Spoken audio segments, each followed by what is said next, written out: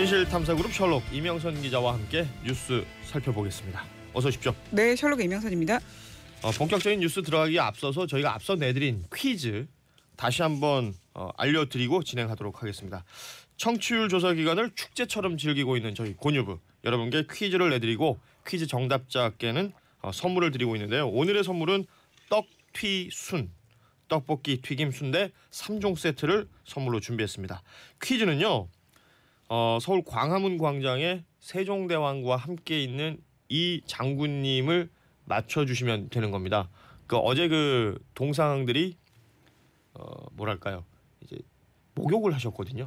그렇군요. 네. 그래서 이걸 뭐 세척이나 청소라는 표현보다는 목욕하셨다는 표현이 목욕제기 하셨군요. 목욕제기였습니다. 네. 근데 또 비가 와가지고 아무튼 이 장군님의 이름을 맞춰주시면 되겠습니다. 신에게는 아직 12척의 배가 남았습니다. 이런 대사가 유명한 나의 죽음을 적에게 알리지 마. 네, 쉬우니까 많이 보내주세요. 네, 샵 1035 우물정 1035고요. SBS 고릴라로도 참여하실 수 있습니다. 정답자들께는 저희가 떡튀순 3종 세트 선물로 드리겠습니다. 자, 퀴즈 많은 분들의 참여를 기대해 보면서 첫 번째 뉴스 시작하죠. 백악관에서의 공식 일정으로 같은 날 정오경부터 문 대통령은 약 2시간 걸쳐 양국 정상 내외간 친교를 겸한 단독 회담, 핵심 강요 및 참모가 뺏어가는 확대 회담을 겸한 업무 오찬을 가질 예정입니다. 이번 한미 정상회담은 지난 2월 하노이 북미 정상회담 이후 대화의 동력을 조속히 되살리기 위해 양국 간 협의가 중요하다는 공동 인식을 바탕으로 개최되는 것입니다. 자, 지금 들으신 목소리가 국가안보실 2차장이죠. 김형종 2차장의 목소리였습니다. 결국 문재인 대통령이 오늘 오후에 이제 미국으로 향하게 되는데 미국에서 있을 일정과 취지에 대한 설명이었습니다. 워싱턴으로 가는데 1박 3일 일정이라고요? 네, 매번 짧고 굵게 갔다 옵니다. 꼽아보니까 문 대통령이 취임한 후에 벌써 7번째 한미 정상회담입니다. 네. 그래서 관련해서 목소리 들으셨지만 김현종 국가안보실 2차장이 어제 브리핑을 가졌는데요. 그러니까 한마디로 한미 정상회담을 요약을 했는데 트럼프 대통령과 톱다운 방식에 기반한 북미 비핵화 대화를 재가동했다 이렇게 밝혔습니다. 네. 그리고 북미 사이의 대화 동력이 지금 상실했기 때문에 한미 간의 합의가 중요하다 이런 공통 인식을 바탕으로 하는 거다라고 밝혔습니다. 사실 2월에 하노이 핵담판 이게 결렬되고 나서 사실 좀 관계가 교착 상태에 빠졌잖아요. 네. 그래서 북미 대화의 돌파구를 뚫기 위해서 1박 3일 일정으로 가는 겁니다. 그 일정을 좀 정리하면요. 11일 저녁 우리 시간으로 11일 저녁에 내일 저녁입니다. 폼페이오 국무장관 그리고 볼턴 백악관 국가안보보좌관 펜스 부통령을 먼저 만나고요. 네. 그다음에 12일 새벽에 트럼프 대통령과 단독 회담합니다. 그러니까 이렇게 중요한 일들이 미국에서 벌어질 때는 항상 새벽 시간이에요. 이게 곧 뭘 의미하냐면 이 관련된 뉴스는 저희 곤유부가 전국에서 최초로 가장 빠르게 정확합니다. 전해드릴 수 있다라는 얘기가 되는데 새벽 시간 또 오늘은 아니더라도 내일 새벽엔 잠 못 자겠네요. 저희. 네. 자, 문재인 대통령이 트럼프 대통령과의 정상회담에서 한반도의 완전한 비핵화를 위한 방법론에 대해서 아마도 의견을 조율할 것으로 보인다 이런 예측들이 많아요. 네, 미국은 일괄 타결을 계속 주장하고 있고 북한은 단계적 해법을 지금 고집하고 있어서 이 두 가지가 계속 부딪히고 있는 거죠. 네, 그래서 문 대통령이 또 중재자로 나서는 겁니다.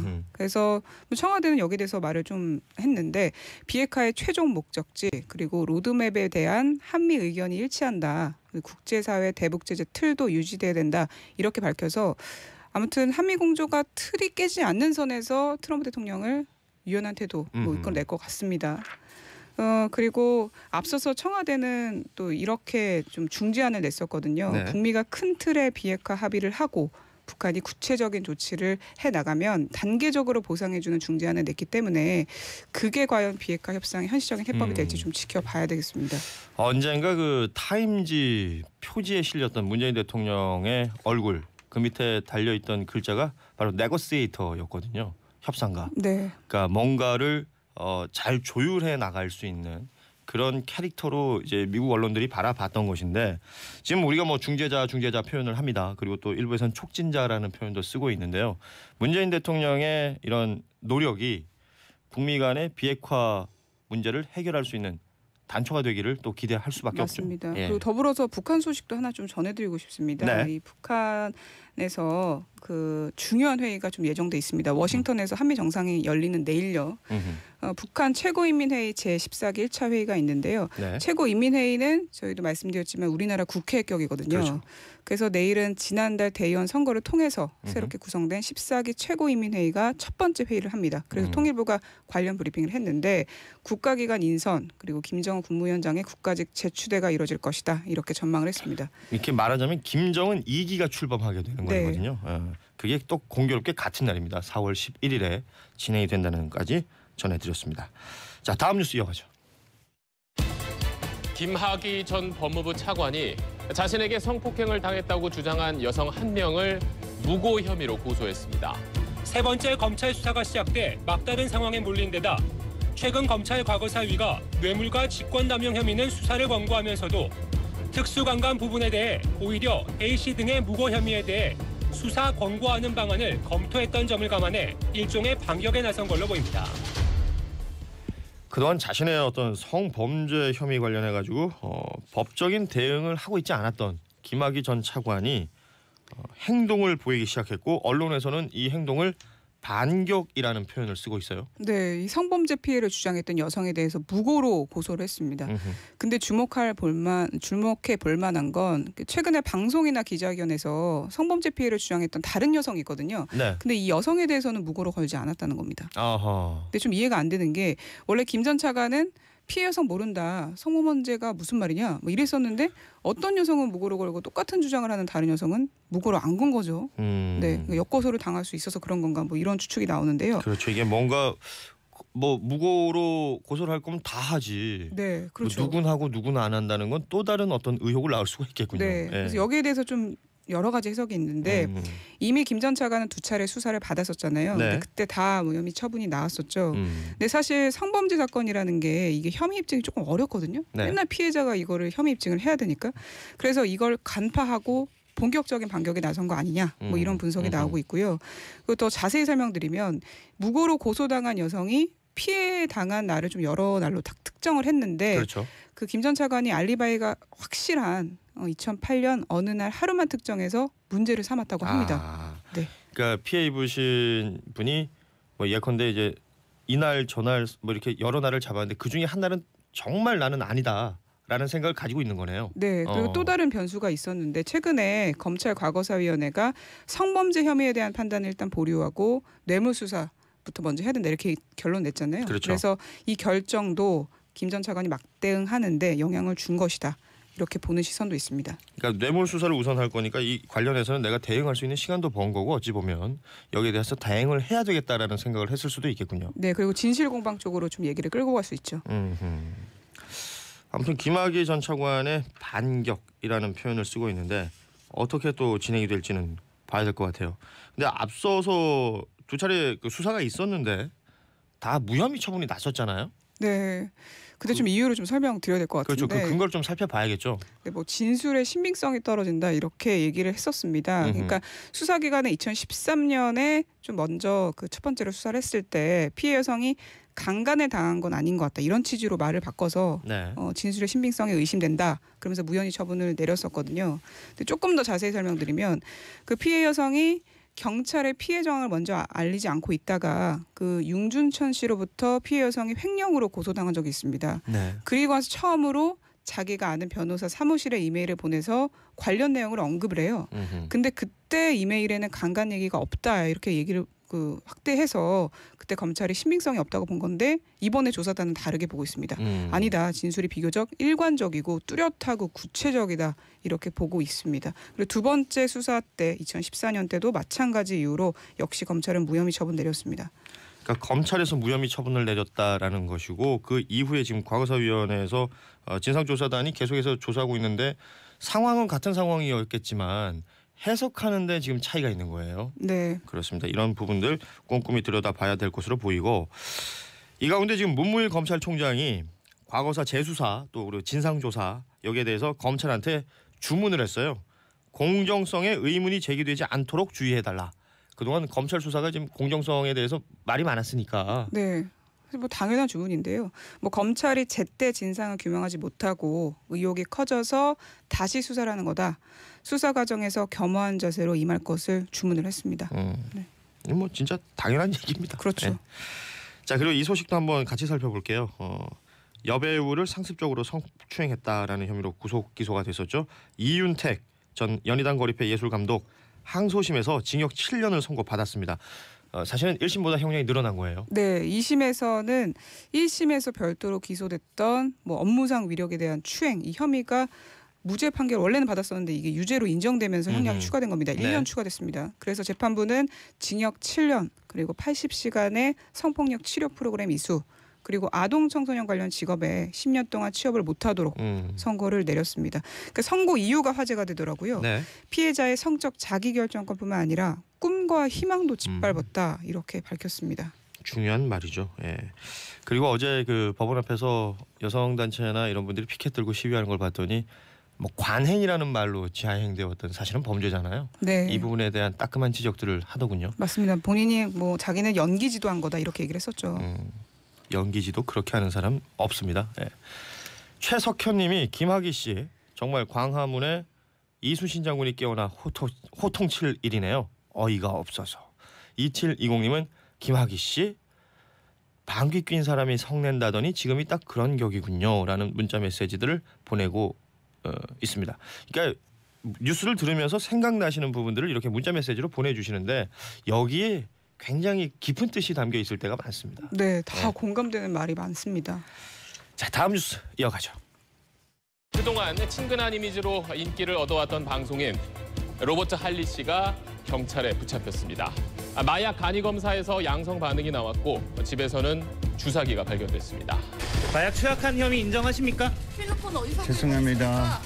언제부터 마약 투약하셨나요? 투약 혼자 하셨나요? 마음이 무겁습니다.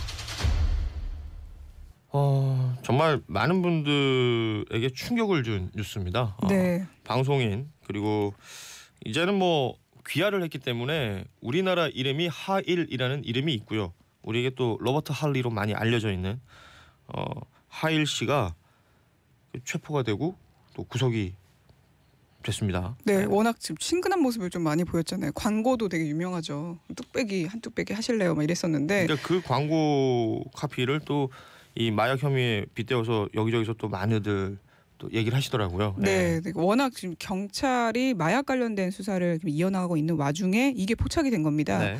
그 마약 판매책으로 추정되는 글을 발견을 했고 경찰이 SNS 계정을 추적하는 과정에서 하 씨의 범행이 드러났습니다. 그리고 하 씨는 구입한 필로폰을 집에서 한 차례 투약했다 이렇게 혐의를 인정했고요. 그렇죠. 그리고 심지어 마약 반응 그 간이 검사에서 양성 반응이 나왔습니다. 네. 그래서 아무튼 경찰은 좀 자세한 그 감정을 위해서 뭐 하 씨의 모발이나 소변을 의뢰할 예정인데요.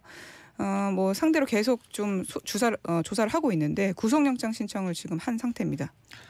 그러니까 그 집도 압수수색을 했어요 경찰이. 네, 근데 필로폰이 나오진 않았고요. 범행에서 사용된 것으로 추정되는 주사기 하나가 압수가 됐습니다. 네. 그리고 하 씨가 직접 은행에 가서 그 SNS 계정에 나와 있는 은행 계좌에 돈을 붙이는 그게 또 포착이 됐거든요. 네. 마약 사실이 거래가 좀 당연히 드러나면 안 되니까 현금 거래를 한 것으로 좀 추정이 되고 있습니다. 그리고 경찰은 마약을 전에도 투약한 사실이 있는지 또 공범이 있는지도 좀 들여다보고 있습니다. 뭐 2차례 정도 마약 혐의로 입건이 된 적이 있다라는 얘기들도 나오고 있는데. 네, 뭐 그때는 또 털을 다 밀고 들어갔다고 하죠. 그렇죠. 이게 지금 우리나라가 언제부터 이렇게 매일매일 마약 관련 뉴스가 쏟아졌는지 모르겠는데 또 하나의 마약 관련된 뉴스가 있죠. 그 대마를 피운 혐의로 구속이 된 SK그룹 창업주 손자 검찰로 송치가 됐어요. 네, 그 최근에 액상 대마를 사서 피운 혐의를 받고 있습니다. 18차례나 피웠다고 합니다. 엄청나죠. 최 씨는 호기심에 대마를 사서 피웠다 그렇게 얘기를 하면서 혐의를 모두 인정을 했습니다. 네. 그리고 남양유업 창업주 외손녀 황하나 씨 수사가 계속되고 있습니다. 그렇죠. 황 씨는 연예인 권유로 지인 연예인 권유로 마약을 하게 됐다 이렇게 진술했기 때문에 이게 연예계 마약 스캔들로 현재 번질 수 있는 상황입니다. 그렇습니다. 평소에 황 씨가 계속 평소에 연예인들과 친해서 사진도 많이 올렸었거든요. 네. 근데 또 관련해서 남영유업이 또 입장문을 발표했더라고요. 네. 황하나 씨에 대한 강력한 처벌을 바란다. 이게 주 내용이었는데 SNS를 중심으로 불매 운동이 벌어지고 있거든요. 남양유업에 대해서. 그렇죠. 그러니까 우리는 상관없다. 사태 진화를 위해서 황 씨하고 남양유업은 무관하다 이런 걸 강조했습니다. 7130님이 뚝배기 아저씨 친근했는데 너무 놀랐어요. 2836님 로버트 할리 안타깝습니다. 그러니까 마약 관련된 뉴스가 이렇게 많아지고 있는 현실 자체가 저는 약간 좀 거북한데 유명인들이 이런 일을 벌이고 나면 그 영향이나 파급력이 더 커질 수 있거든요. 네. 이런 부분들 좀 많이 없어지고 또 제대로 관리되어야 될 것으로 보입니다. 고등학교 무상교육 관련된 뉴스가 어제 전해졌었는데 그러니까 오는 2학기 고등학교 그러니까 2학기의 고등학교 3학년들부터 시작이 되는 거죠. 네. 그리고 올해 2학기부터는 고3부터 단계적으로 무상교육하고 내후년엔 고교 전면 무상교육이 시행됩니다. 그러니까 사실 2021년이 되면 전체가 무상교육이 진행이 된다. 네, 이게 당연한 게 헌법에 써 있거든요. 교육받을 권리. 그래서 OECD 35개국 가운데 우리나라만 무상교육 안 했었습니다. 고교에 대해서. 네. 근데 이제 실행이 됩니다. 그러게요. 그러니까 저도 고등학교 다닐 때 뭐 분기말로 냈었나 뭐 이렇게 돈을 냈던 기억이 있습니다. 근데 이제는 무상교육이 될 것이다라는 것인데 앞서도 잠시 언급을 했습니다만 이 무상교육에는 지금 모두 다 찬성을 하는데 그 교육감들 그러니까 교육감들하고 또 정부하고 약간 다른 소리를 내고 있는 부분이 있거든요. 네, 그 예전에 박근혜 정부 때 이 누리과정이라고 그 만 3세, 5세의 어린이들에게 지원금 주는 거에 대해서 지방교육재정교부금 그러니까 지방교육청이 돈을 부담하도록 했거든요. 네. 그러니까 시도교육청이 좀 입장을 다르게 하면은 이게 제대로 실행이 안 됐던 겁니다. 근데 이번에도 어쨌든 중앙정부랑 시도교육청이 절반씩 부담하기로 했지만 네. 교육감이 만약에 반대하면 이게 어그러질 수 있습니다. 그래서 유은혜 교육부 장관은 앞으로 뭐 지방교육 재정교육부문을 좀 늘리는 방향으로 기재부와 협의했겠다 이렇게 밝혔습니다. 사실 무상교육 참 좋은 말인데 지금 재정 확보나 이런 부분에서 중앙정부와 지방정부 또 지방의 이제 교육단체 이게 교육청에서도 지금 책임져야 될 부분들이 있으니까 서로가 이제 말들이 생기고 있는 거거든요. 네, 2조가 든다고 하네요. 1년에. 이거 잘 관리해가지고 뭐 아이들이 피해 입는 그런 상황들을 만들어서는 안 되겠죠. 예. 자 뉴스 오늘 여기까지 전해드리고 저희가 앞서 내드렸던 퀴즈의 정답을 발표를 해야 되는데 정답 발표하기에 앞서서 0908님이 요즘 제가 외국에 살고 있나라는 착각이 드네요. 수도꼭지도 아니고 뭐 틀면 마약 뉴스네요. 대한민국에 살고 있는데 왜 이런 얘기들이 들리는지 씁쓸한 문자 메시지 보내주셨습니다. 마약 청정 국가라고 알려져 있었던 대한민국 이제는 청정하지 않다라는 생각도 드네요. 네, 그래도 이번 수사로 다 뿌리 뽑혔으면 좋겠습니다. 자 퀴즈의 정답을 우리 이명선 기자가 발표해 주시겠습니다. 네, 정답은 이순신 장군님입니다. 그렇습니다. 이순신 장군님 정답 보내주신 분들 정말 많은데 9865 끝번호 쓰시는 분들 또 장기선님 비롯해서 여러분들이 지금 정답 맞춰주셨습니다. 저희 곤유부 홈페이지에 정답자들 올려놓도록 하겠습니다. 떡튀순 떡볶이 튀김 순대 3종 세트 선물로 보내드리겠습니다. 고맙습니다. 그리고 이명선 기자는 여기서 인사 나누죠. 고맙습니다. 네, 감사합니다.